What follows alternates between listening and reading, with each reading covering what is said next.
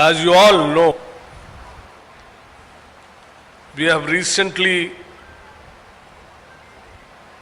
announced Telangana Rising 2047. It is not a document.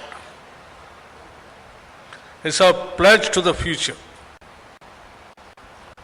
We have set an ambitious target to transform Telangana into a $3 trillion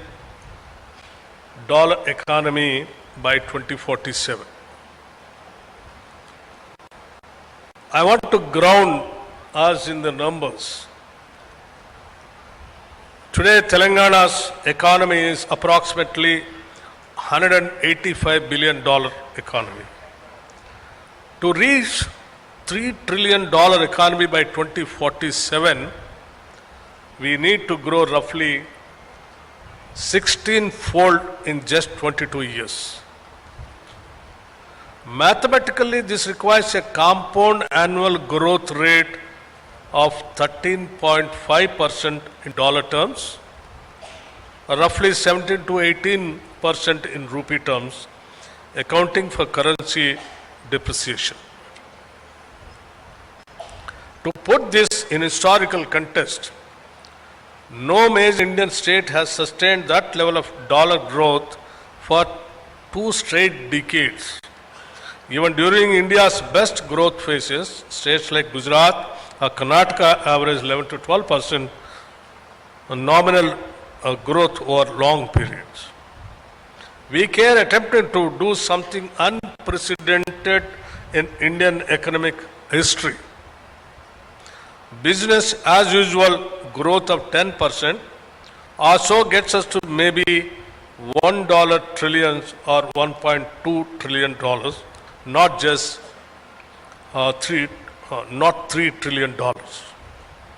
The gap between $1 trillion and $3 trillion is what economists call the productivity gap.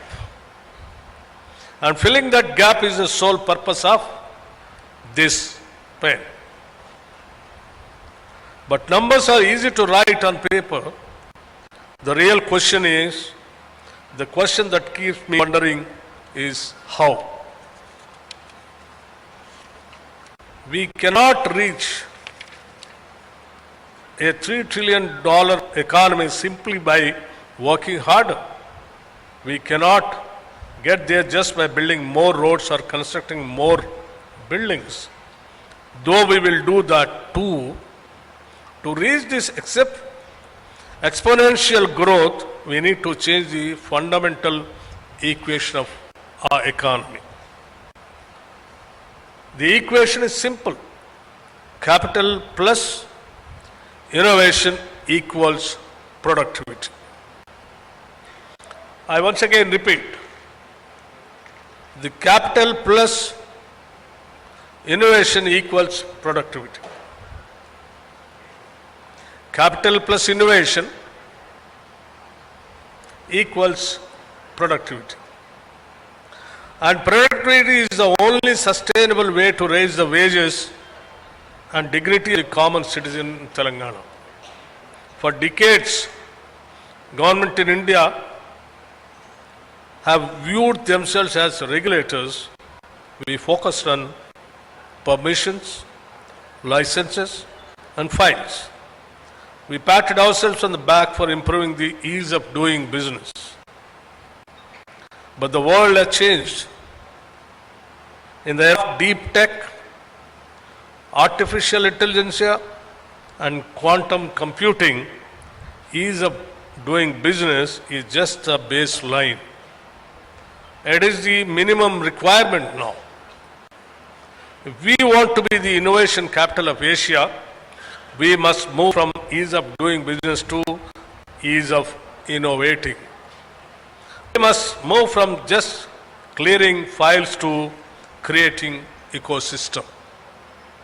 Our vision document outlines a spatial strategy: cure, urban, pure, peri-urban, and rare, rural.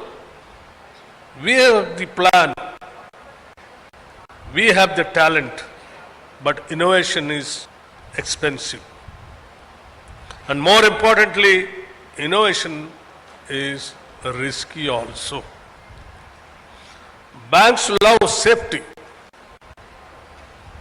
but innovation requires failure.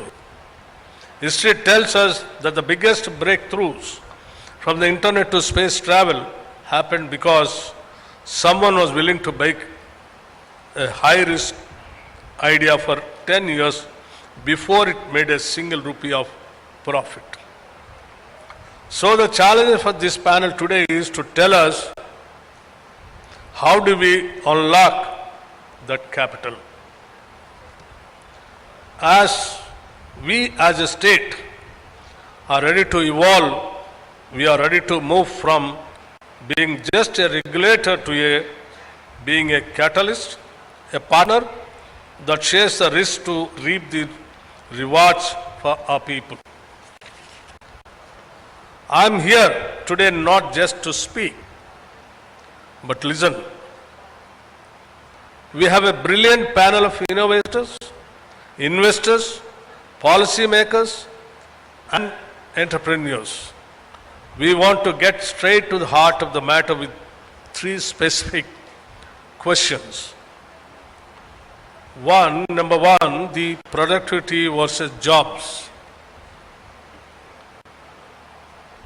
Paradox, there is a fear that higher productivity equates to automation and job losses. How can we hope to address it?